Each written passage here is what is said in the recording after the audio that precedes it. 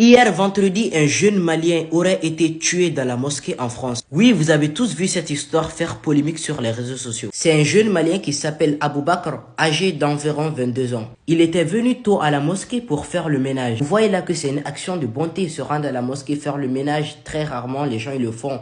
C'est pour avoir des récompenses, des hasanats. C'est ce que le monsieur il a fait. C'était à l'intérieur de la mosquée de la Grande Combe à Alès. Il était distrait, généreux, toujours là à aider. Mais ce matin-là, Abou Bakr faisait plus qu'entretenir la mosquée, il partageait sa foi. Le plus fou dans l'histoire, c'est que Abou Bakr, la victime, il apprenait à son meurtrier comment faire la prière. Ce dernier qui avait simulé sa volonté de se convertir à l'islam. Donc dans ce geste de confiance et de fraternité, Abou Bakr lui montre comment faire la prière, les gestes et les paroles de la prière, sans se douter de la trahison qui allait suivre. Et son meurtrier a profité de ce moment de paix, de fraternité, pour lui mettre un choc.